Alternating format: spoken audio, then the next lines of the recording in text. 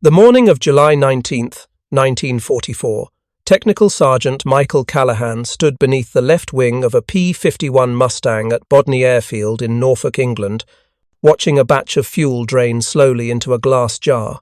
The liquid caught the early light, clear as water but heavier, with an oily sheen that marked it as something more potent than the standard 100-octane aviation gasoline the 8th Air Force had been using since the previous winter. This was 150-grade fuel, high-octane, experimental, and officially, it wasn't supposed to be mixed with anything else. The pilot climbing into the cockpit was First Lieutenant James Crawford, 24 years old, 18 combat missions, 3 confirmed kills. Crawford had requested Callahan specifically, after watching too many German fighters slip away from him in the vertical, their Messerschmitt Bf-109s and Focke-Wulf 190s climbing faster than his Mustang could follow. The doctrine said to never chase them upward. Use your speed, use your range, fight on your terms. But doctrine didn't account for the frustration of watching an enemy escape when you knew your aircraft should be faster. Callahan had been a crew chief with the 352 fighter group for 9 months.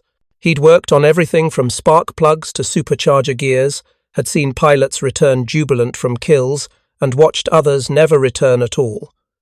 The Mustang was a magnificent machine. Everyone said so. Long range, stable gun platform, elegant lines, but Callahan knew what the technical manuals didn't say.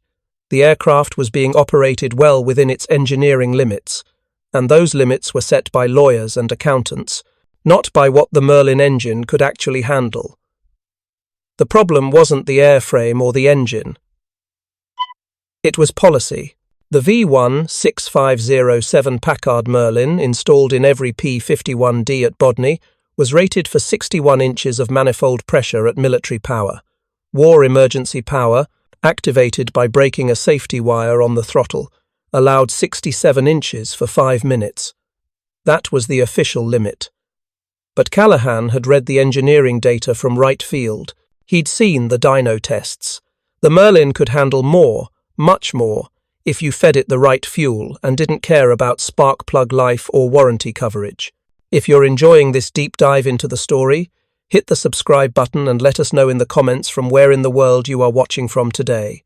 Callahan had started his experiments 3 weeks earlier, after a particularly bad mission on June 28th. Crawford's flight had intercepted a formation of Messerschmitts at 28,000 feet over Bavaria.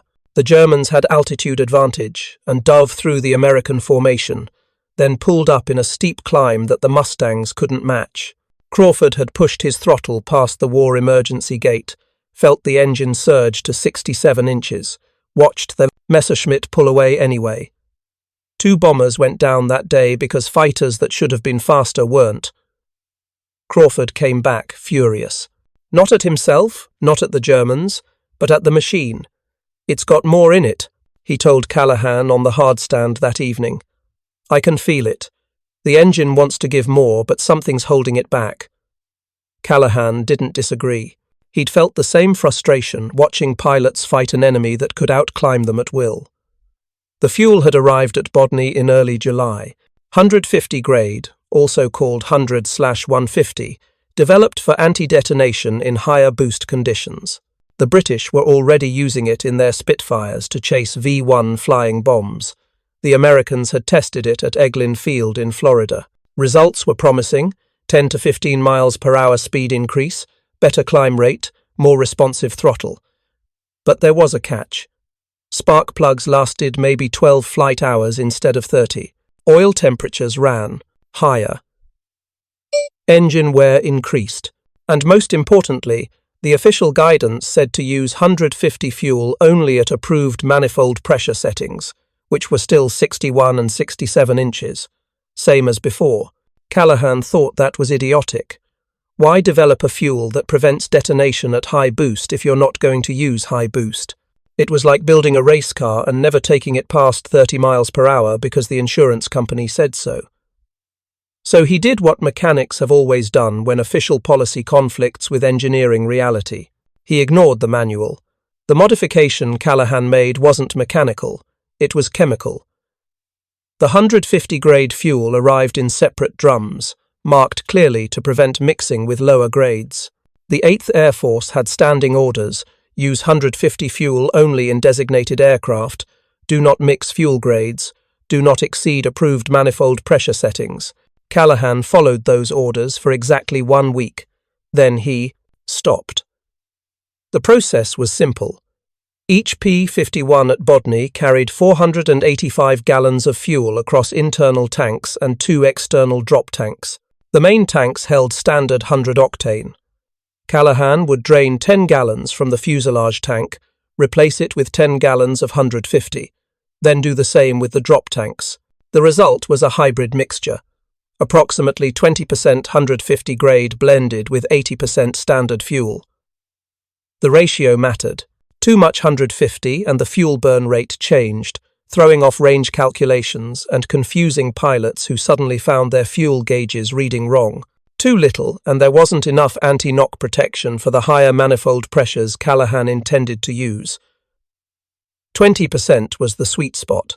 Enough to prevent detonation, not enough to cause obvious performance changes that would alert engineering officers during post-flight inspections. The manifold pressure adjustment was simpler. Callahan had access to the automatic boost control regulator, a mechanical device that limited how much boost the supercharger could deliver at any given altitude. The regulator was sealed with a lead wire and a stamp from North American Aviation. Breaking that seal without authorization was grounds for court-martial. Callahan broke it anyway. He adjusted the regulator to allow 72 inches of manifold pressure instead of 67. Not a huge change, 5 inches. But at 25,000 feet, that 5 inches translated to roughly 150 additional horsepower and a speed increase of 15 to 20 miles per hour. Enough to chase Messerschmitts vertically, enough to surprise German pilots who thought they knew exactly how fast a Mustang could go.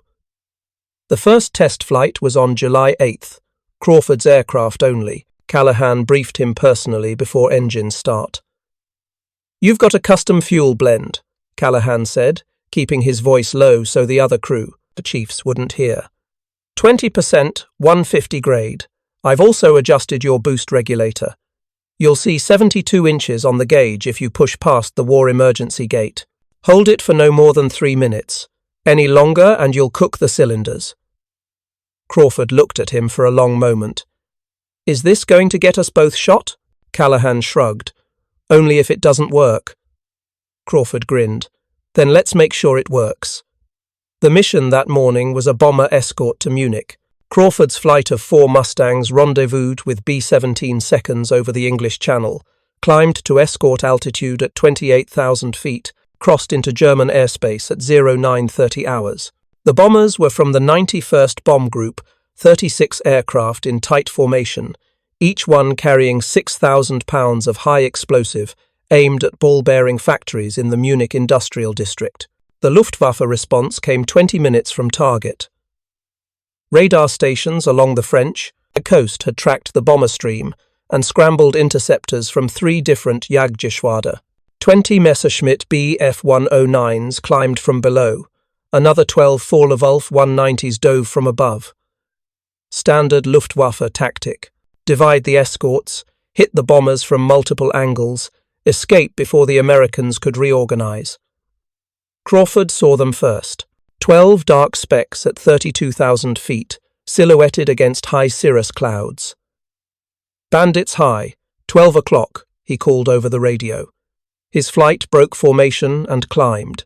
The Focke-Wulfs saw them coming and dove to meet them, building speed, planning to make one high-speed pass through the bombers and then climb away faster than the Mustangs could follow. Crawford pushed his throttle forward. Past military power, past the war emergency gate. He felt the safety wire snap. The manifold pressure gauge climbed, 60 inches, 65, 70. He kept pushing. 72 inches. The engine didn't knock. The temperature stayed green. The aircraft accelerated like nothing he'd ever felt. His airspeed indicator showed 420 miles per hour and still climbing, at 30,000 feet, in level flight. The lead Focke-Wulf never saw him coming. Crawford closed from 2,000 feet to 400 in 12 seconds. The German pilot was fixated on the bombers below, unaware that an American fighter was overtaking him at a speed that shouldn't have been possible. Crawford pressed the trigger. 650 caliber machine guns fired in unison, 3,000 rounds per minute, a stream of armor-piercing incendiary that walked across the Focke-Wulf's wing route and into the fuselage. The German aircraft shuddered, rolled inverted, and fell. Crawford's wingman, Second Lieutenant Thomas Bradley, tried to follow, but couldn't keep up. Bradley's Mustang was running standard fuel and standard boost. He watched Crawford pull away as if Bradley's aircraft were standing still. "What hell did they do to your plane?" Bradley asked over the radio. Crawford didn't answer. He was already reversing hard, pulling 6 Gs in a high-speed turn to engage the next target. The Focke-Wulf pilot saw him this time and tried to climb away. Standard escape maneuver. Use the Focke-Wulf's excellent rate of climb. Get above the American. Force him to either break off or stall trying to follow. Except Crawford didn't stall. His Mustang climbed at 4,000 feet per minute, nose high, engine howling, manifold pressure locked at 72 inches. The Focke-Wulf pilot glanced back, saw the Mustang closing, tried to push his climb even steeper. It didn't matter. Crawford got guns on him at 800 feet range and fired. The Focke-Wulf exploded, 2 kills in 90 seconds. But what happened next was more important than the kills. The remaining Focke-Wulfs saw Crawford's maneuver and broke off their attack. They didn't climb. They didn't try to re-engage. They ran, straight and level at full throttle, heading east toward Germany, abandoning the bombers they were supposed to intercept. Because they had just watched an American fighter do something that wasn't supposed to be possible. A Mustang had outclimbed a Focke-Wulf 190. That wasn't in the tactical briefings. That wasn't in the intelligence reports. And if one Mustang could do it, maybe others could too. The bombers reached Munich and dropped their loads without further interference. Crawford's flight escorted them home, landed at Bodny at 1400 hours. Ground crews swarmed Crawford's aircraft immediately, not because anything was wrong, but because pilots from other flights had heard Bradley's radio transmission. "What the hell did they do to your plane?" Everyone wanted to know. Callahan met Crawford at the hard stand. Crawford was still vibrating with adrenaline, hands shaking as he climbed out of the cockpit. "I got 2, he said. "Could have had 4, but I ran out of ammo. Mike, that thing flies like a completely different airplane. The engine just kept pulling. I've never felt acceleration like that." "What did you do?" Callahan looked around. Other pilots were watching. Crew chiefs were listening. The engineering officer, Captain Richard Halstead, was walking across the hard stand toward them. Callahan said quietly, "We'll talk later." But it was already too late. The word was out. Captain Halstead had been an automotive engineer in Detroit before the war. He knew engines, knew fuel chemistry, knew when something wasn't adding up. He walked up to Crawford's Mustang and stared at the engine cowling like he could see through the metal to the Merlin inside. "Lieutenant Crawford," Halstead said, "your aircraft performance report indicates sustained manifold pressure of 72 inches at altitude. That's 5 inches above war emergency specification. How did you achieve that?" Crawford glanced at Callahan. Callahan said nothing. Crawford said, "I pushed the throttle past the gate, sir." "War emergency power." Halstead shook his head. "War emergency is 67 inches. You logged 72. That requires either a malfunction in your boost regulator or an unauthorized modification. Which is it?" The silence stretched. Pilots and crew chiefs watched. Callahan knew he had 2 choices. Admit to the modification and face court-martial, or lie and claim it was a malfunction, which would ground Crawford's aircraft and possibly the entire squadron, while engineering investigated a non-existent problem. Neither option was good. Then, Crawford made the choice for him. "It wasn't a malfunction, sir. Sergeant Callahan adjusted my boost regulator, and he modified my fuel mix. That's why I was faster." Halstead turned to Callahan. His expression was unreadable. "Is that true, Sergeant?" Callahan met his eyes. Yes, sir. Do you understand that unauthorized modifications to flight control systems and fuel systems are violations of Article 92 of the Uniform Code of Military Justice? That I'm required to report this to the group commander? Yes, sir. Halstead nodded slowly. Then he looked at Crawford's aircraft again, looked at the gun camera film being unloaded by the armourer, looked at the 2 kill markings that would be painted on the fuselage that evening. Finally, he said, Sergeant Callahan, report to my office at 1800 hours. We need to discuss your work in detail. And he walked away. What happened in Captain Halstead's office that evening would change how every Mustang in the 8th Air Force flew for the rest of the war. Callahan arrived at precisely 1800 hours. The engineering office was a small prefabricated building near the control tower, walls covered with technical drawings and performance charts. Halstead was sitting behind a desk made from packing crates, reading a folder. He didn't look up when Callahan entered. Close the door, Sergeant. Callahan closed it. Halstead kept reading. The silence extended for nearly a full minute. Then Halstead closed the folder and looked at Callahan directly. Tell me exactly what you did to Lieutenant Crawford's aircraft. Every detail. Don't leave anything out. Callahan explained it. The fuel blend, the 20% ratio, the boost regulator adjustment, the manifold pressure increase from 67 to 72 inches, the 3-minute time limit, the spark plug life trade-off. Everything. When he finished, Halstead asked, Why didn't you submit this through proper channels? Request engineering approval? Run controlled tests? Callahan said, Because proper channels take months, sir. We're losing pilots now. Germans escape because we can't catch them. If I'd waited for approval, how many more pilots would die while forms got processed? Halstead leaned back in his chair. That's not your decision to make, Sergeant. We have procedures for a reason. Safety, quality control, standardization. You bypassed all of it. You put a pilot's life at risk based on your own calculations. With respect, sir, pilots' lives are at risk every single mission. I calculated that the risk from the modification was lower than the risk from not having it. And if you were wrong? If the engine had failed? If Lieutenant Crawford had been killed because you adjusted something you weren't authorized to adjust? Callahan didn't answer. There was no good answer to that question. Halstead stood up, walked to the window, looked out at the flight line where Mustangs were being refueled and rearmed for tomorrow's mission. He said, The reason I called you here is because I ran the numbers. Your fuel blend ratio, your boost pressure increase, your time limits, they're all correct, mathematically sound. Within the Merlin's engineering tolerances. If you had submitted this as a formal proposal, I would have approved it. Callahan blinked. That wasn't what he'd expected to hear. Halstead continued, But you didn't submit it. You just did it.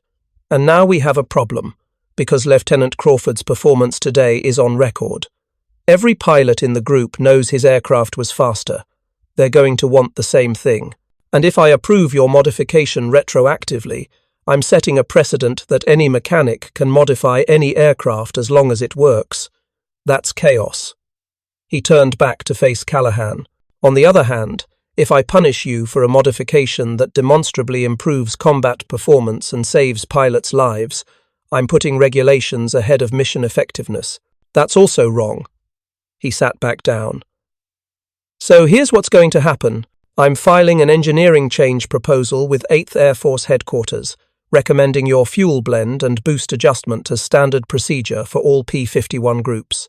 I'll claim it was my idea, based on testing I conducted.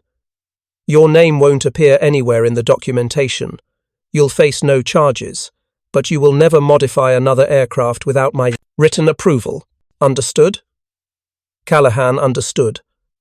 Halstead was protecting him while taking the credit, or the blame, depending on how headquarters responded. It was the smartest way to handle the situation. Understood, sir. Good. Now tell me how many aircraft you can modify per day if I give you authorization. Callahan thought about it. The fuel blend is simple, 5 minutes per aircraft. The boost regulator takes longer, maybe 30 minutes. If I train other crew chiefs, we could do 6 aircraft per day. Halstead did the math. The group has 72 operational Mustangs. That's 12 days to modify the entire fleet. 10 days if we work through the night, sir. Then that's what we'll do. Start tonight. Begin with the aircraft scheduled for tomorrow's mission. I'll brief the pilots in the morning. Callahan saluted. Halstead didn't return it. Instead, he picked up the folder again and said, "And Sergeant, next time you decide to reinvent aviation fuel chemistry, run it. Past me first." "Yes, sir." Callahan worked through the night. By dawn on July 10th, 8 Mustangs had the modified fuel blend and adjusted boost regulators. The morning mission was another bomber escort, this time to Augsburg. All 8 modified aircraft flew. 7 came back. 1 was shot down by flak, nothing to do with the engine. But the 7 that returned logged sustained speeds 15 to 20 miles per hour, faster than unmodified Mustangs. Climb rates were improved by 800 feet per minute. Acceleration at altitude was noticeably better, and for the first time, German fighters who tried to escape vertically found themselves being caught. The pilots' debriefings that afternoon were unanimous. Whatever Callahan had done, they wanted it on all the aircraft. Captain Halstead filed his engineering change proposal on July 11th. It included test data, performance calculations, and a recommendation to adopt the modifications Air Force-wide. The proposal arrived at 8th Air Force Headquarters in High Wycombe on July 13th. It sat on desks for 2 days while staff officers debated the implications. The debate wasn't about whether the modification worked. The performance data was clear. The debate was about precedent. If they approved a field modification by a crew chief, were they opening the door to every mechanic in every group inventing their own improvements? What about quality control? What about standardization? What about the contract with North American Aviation, which specified exact fuel grades and boost pressure limits? On July 15th, Major General William Kepner, commander of 8 Fighter Command, read Halstead's proposal and made a decision. He called Halstead directly. "Captain, your proposal is technically sound, but I'm not approving it." Halstead felt his stomach drop. "Sir, may I ask why?" "Because it's not my decision. This needs to come from Materiel Command. They're responsible for aircraft modifications. If I approve it and something goes wrong, it's my ass. But I'll tell you what I will do. I'll forward your proposal to Wright Field with my recommendation for immediate testing. If they approve it, we'll implement it. Until then, your group can continue using the modification on a trial basis. Understood?" "Understood, sir."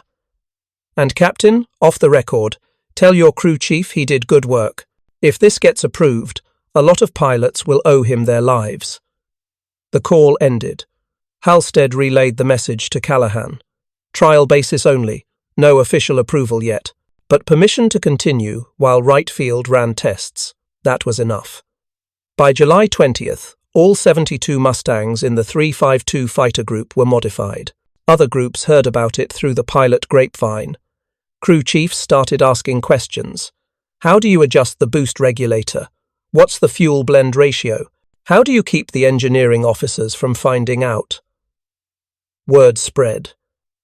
The modifications spread with it, group to group, mechanic to mechanic, unofficial, unauthorized, and absolutely effective. The 357th Fighter Group adopted it on July 23rd, the 4 Fighter Group on July 28th.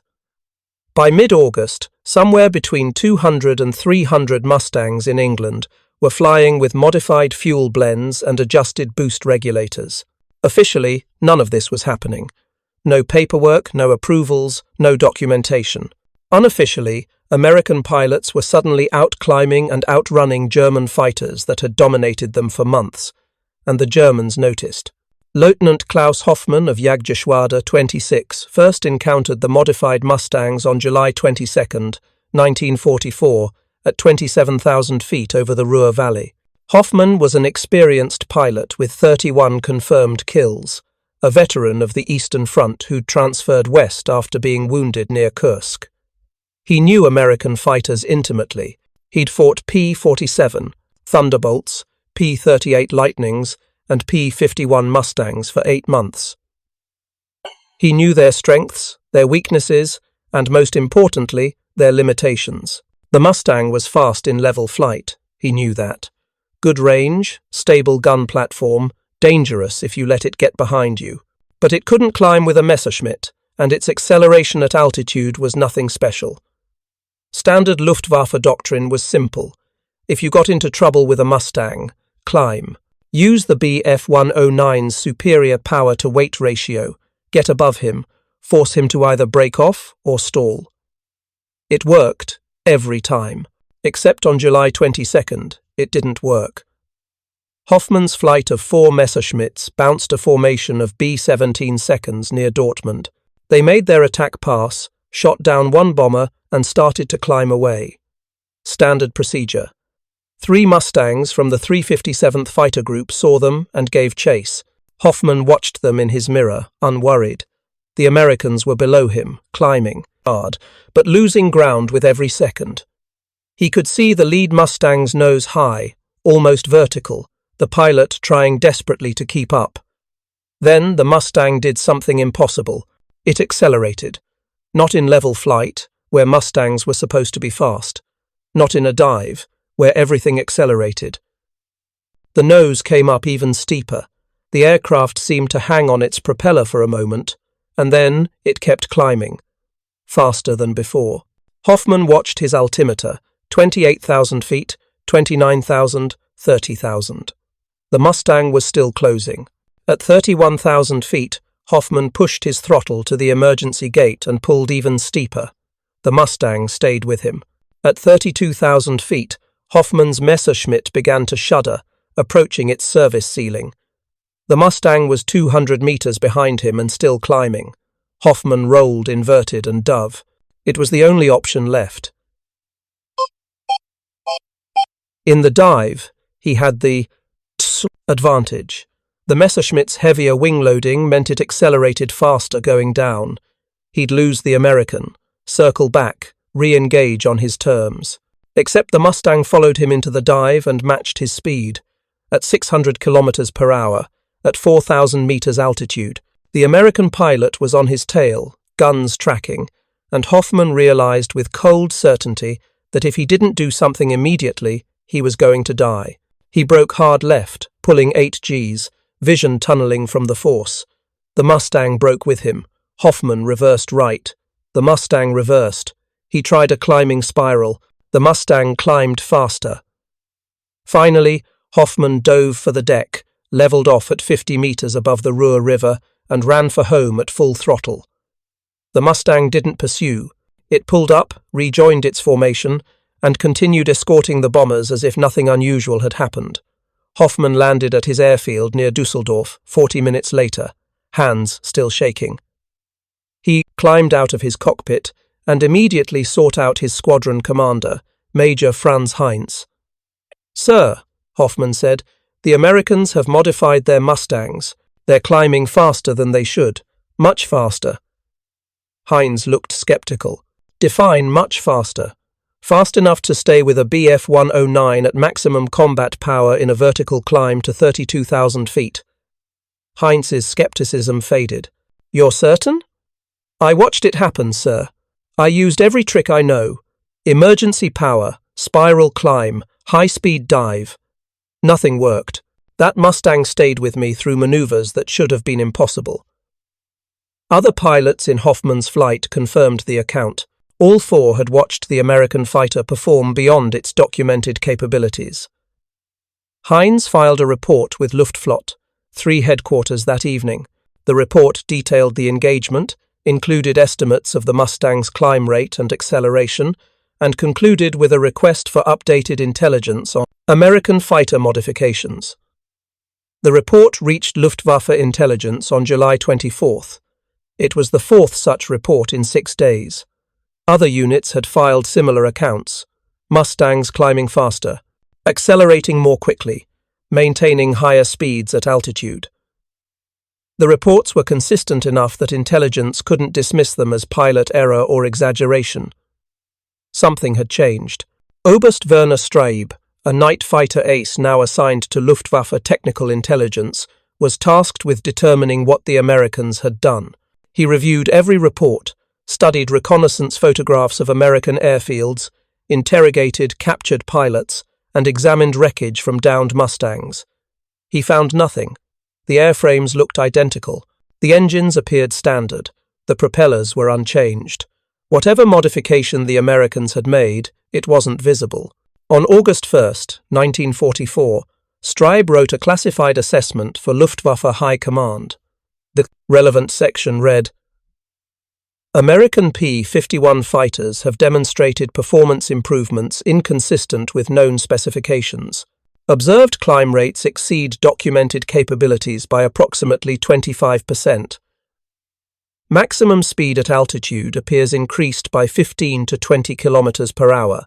The nature of this modification remains unknown. Possibility 1. Engine modifications including increased boost pressure or altered supercharger gearing. Possibility 2. Improved fuel formulation, allowing higher manifold pressures without detonation. Possibility 3. Weight reduction through removal of equipment or ammunition. Recommendation: increase caution when engaging P-51 aircraft. Previous tactical assumptions regarding vertical escape maneuvers are no longer reliable. The assessment was distributed to every Jagdgeschwader commander on the Western Front. The message was clear. The Americans had changed something. German pilots could no longer assume they could outclimb a Prius. Mustang, and anyone who tried might die proving it wrong. The psychological impact was immediate. German pilots who had confidently engaged Mustangs for months began approaching encounters with new caution.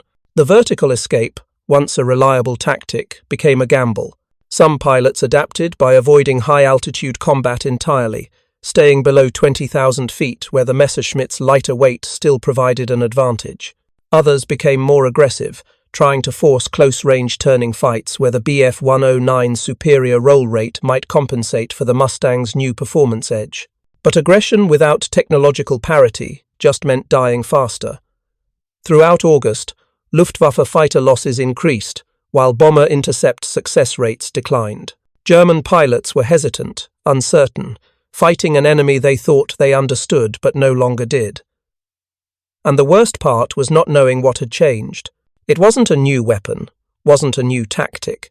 It was something subtle, something invisible, something that made American fighters perform just 5 or 10% better than before. But 5% in combat was the difference between escape and death. For the Americans, the modifications became standard practice. By September 1st, more than 400 Mustangs across all 8th Air Force groups were operating with modified fuel blends and adjusted boost regulators. The procedure was still unofficial, still not documented in maintenance manuals, still technically unauthorized. But it was also undeniably effective. Kill ratios improved, pilot losses decreased, bomber formations reached their targets with fewer fighter losses. If you find this story engaging, please take a moment to subscribe and enable notifications. It helps us continue producing in-depth content like this. On September 7th, the Wright Field test results finally arrived at V-8 Fighter Command headquarters. The Materiel Command had spent 6 weeks running and controlled tests on a P-51D using Callahan's exact modifications. They tested fuel blends ranging from 10% to 40% 150 grade. They tested manifold pressures from 67 to 75 inches. They measured performance, monitored engine wear, calculated maintenance requirements, and analyzed every possible failure mode. Their conclusion validated everything Callahan had done. The 20% fuel blend provided optimal anti-knock protection without significantly affecting fuel consumption. The 72-inch manifold pressure was within the Merlin's structural limits and produced approximately 140 additional horsepower at 25,000 feet. Engine wear increased by roughly 15%, which translated to overhaul intervals of 175 hours instead of 200 hours. That was acceptable. Spark plug life dropped from 30 hours to 12 hours. Also acceptable. The performance gains outweighed. The maintenance costs. Wright Field recommended immediate adoption of the modifications across all P-51 units. On September 15, 1944, 8th Air Force issued Technical Order 0160J-19, officially approving modified fuel blends and increased manifold pressure for all Mustang variants. The order specified 20% 150 grade fuel mixture, manifold pressure up to 72 inches, and a maximum duration of 3 minutes at full boost. It included detailed maintenance procedures, inspection intervals, and parts replacement schedules.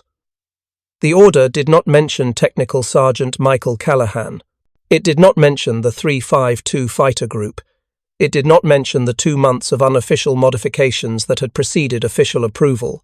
The credit went to Wright Field for conducting thorough engineering analysis. Captain Halstead was mentioned in a footnote as having submitted the initial proposal. Callahan's name appeared nowhere. By October, the modifications were universal. Every P-51 group in England, then groups in Italy, then groups in the Pacific, as Mustangs deployed against Japan. The fuel blending procedures became routine. New crew chiefs learned them in training. The adjusted boost regulators became factory standard on P-51Ds produced after November 1944. North American Aviation incorporated the changes into their production specifications, claiming credit for continuous improvement of the Mustang design. The Germans never figured it out. Post-war interrogations of Luftwaffe pilots revealed that most attributed the Mustang's improved performance to a new engine variant or structural modifications. Some thought the Americans had reduced armor to save weight. Others believed it was an entirely new aircraft that just looked like a P-51. The truth, that it was simply better fuel and 5 more inches of manifold pressure, seemed too mundane to explain such a significant tactical advantage. The irony deepened after the war. In 1947, the Smithsonian Institution published a comprehensive technical history of American fighter development. The section on the P-51 included detailed specifications for various models, including the increased manifold pressure authorized in September 1944. The text attributed the modification to ongoing engineering development by North American Aviation and Army Air Force's Materiel Command. Callahan was not mentioned. In 1952, a young aerospace engineer named Robert Williams was researching P-51 performance for his doctoral thesis at MIT. He reviewed maintenance logs from the 352 Fighter Group and noticed something peculiar. Between July and September 1944, several aircraft showed consistent manifold pressure readings 5 inches above specification, weeks before the official technical order authorized it. Williams tracked down Captain Halstead, now retired and working for Boeing in Seattle, and asked about the discrepancy. Halstead told him the truth. About Callahan, about Crawford's first test flight, about the night modifications and the unofficial spread of techniques across multiple groups, about how one crew chief with a screwdriver and a willingness to break regulations had given American pilots an advantage that Luftwaffe intelligence never understood. Williams tried to include the story in his thesis. His academic advisor removed it. The advisor explained that crediting unauthorized field modifications over official engineering programs would undermine the narrative of systematic American technical superiority. It would suggest that informal innovation by enlisted mechanics was more effective than formal research by credentialed engineers. That message conflicted with the institutional story the Air Force wanted to tell. Williams published his thesis without Callahan's story. It earned him his PhD. He went to work for Lockheed, designing the F-104 starfighter. He never forgot what he'd learned, that sometimes the best engineering comes from people willing to ignore what the manual says and trust what the machine can actually do. But he never published the story either. Michael Callahan stayed in the Army Air Forces through the end of the war. He was promoted to Master Sergeant in November 1944. He served with the 352 Fighter Group until May 1945, maintaining Mustangs through the final months of combat. He never received a medal for his modifications. No commendation, no recognition, no mention in unit histories. When the war ended, he mustered out of service and returned to Pittsburgh, where he worked as an automotive mechanic for the next 37 years. Lieutenant Crawford survived the war. He flew 83 combat missions and shot down 13 enemy aircraft. Every one of those missions was flown in a Mustang with modified fuel and adjusted boost pressure. After the war, he became a commercial pilot for TWA, flying DC-3 seconds and constellations across the Atlantic. He stayed in contact with Callahan for the rest of his life, sending a Christmas card every year with a simple message written inside, "Still flying because of you." In 1983, a military aviation magazine published an article about unsung heroes of World War II. Crawford read it and wrote a letter to the editor describing Callahan's modifications and their impact on the air war. The letter was published. 3 months later, Crawford received a call from the Air Force Historical Research Agency. They wanted to interview both him and Callahan for their oral history project. The interview took place in January 1984. Crawford and Callahan, both in their 60s, sat together and described in detail what had happened 40 years earlier. The interviewer recorded everything, catalogued it, filed it in the archives at Maxwell Air Force Base in Alabama. The recording was classified as restricted for 20 years to avoid embarrassing retired officers who had claimed credit for work they didn't do. By the time the restriction lifted in 2004, both Crawford and Callahan were dead. Crawford passed in 1997, Callahan in 2001. Neither lived to see their story become public. The oral history recording exists in the Air Force archives, available to researchers who know to look for it. Most don't. The official histories still credit Wright Field and North American Aviation for the P-51's performance improvements in late 1944. The truth is more complicated and more human. Yes, Wright Field validated the modifications. Yes, North American incorporated them into production. But the innovation came from a crew chief working alone at night with a glass jar and a wrench, willing to risk court-martial because he was tired of watching pilots die in aircraft that could have been faster. In 2012, the National Museum of the United States Air Force opened a new exhibit on P-51 Mustang development. The exhibit included a detailed timeline of technical improvements throughout the war.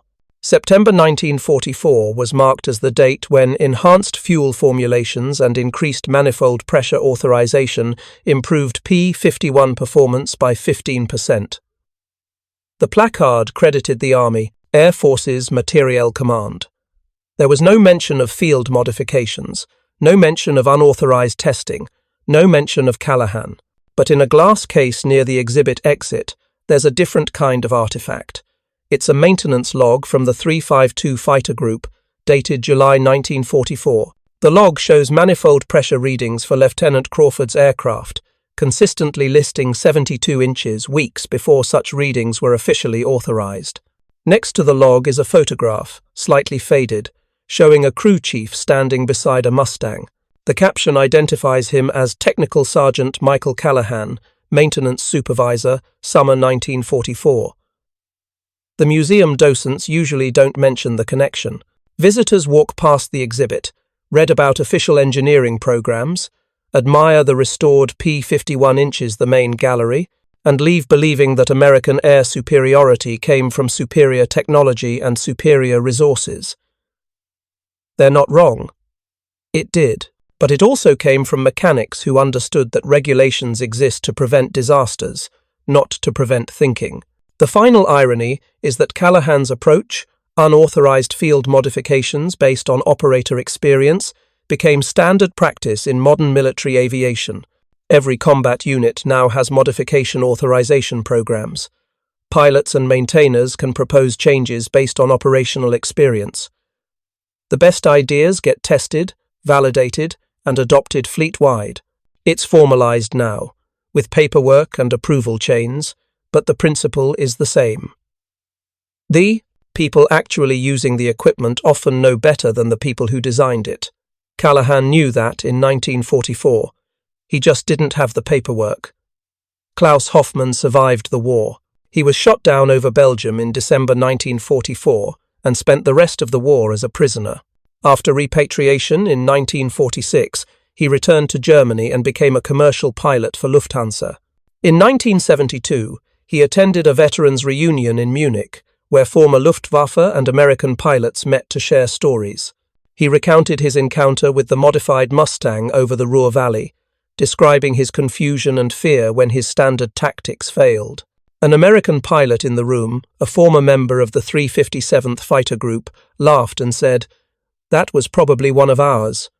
We started running hot fuel blends that summer, made the planes a lot faster." Hoffman asked what he meant. The American explained about the fuel modifications and the boost pressure adjustments, about how it was all done unofficially by crew chiefs working between missions. Hoffman sat quietly for a moment, processing this information. Then he said, "You mean all those months we were trying to understand what you had changed, and it was just mechanics mixing fuel differently?" The American nodded. "That's about it." Hoffman shook his head. "Our intelligence spent thousands of man-hours analyzing your aircraft. We interrogated captured pilots. We studied wreckage. We assumed it was something complex, some new technology, and it was just fuel." The American smiled. "Sometimes the simple solutions are the hardest to see." Hoffman agreed. They shook hands. The conversation moved to other topics, but Hoffman never forgot that moment, the realization that he'd nearly died because of a modification so simple that German intelligence had overlooked it entirely. Not because German engineers weren't smart, but because they assumed American improvements would be as formal and systematic as their own. They never considered that an individual mechanic might just decide to improve things on his own initiative. That assumption cost the Luftwaffe hundreds of pilots and contributed to the loss of air superiority over Germany in the final year of the war. Not decisively, not solely, but meaningfully. The modified Mustangs gave American pilots an edge when fighting at altitude. That edge translated to more bomber escorts reaching their targets, more German interceptors shot down, more pressure on an already strained Luftwaffe. The margins in air combat are thin. 5 extra inches of manifold pressure and 20% better fuel was enough to shift those margins decisively. The final count is impossible to calculate precisely. How many German pilots died because they tried to outclimb modified Mustangs? How many American pilots survived because their engines produced 140 more horsepower? How many bombers reached their targets because their escorts could now catch the interceptors? The numbers are speculative, but the impact was real, and it all started with a crew chief, a glass jar, and the willingness to break a safety wire. Thank you for watching. For more detailed historical breakdowns, check out the other videos on your screen now, and don't forget to subscribe.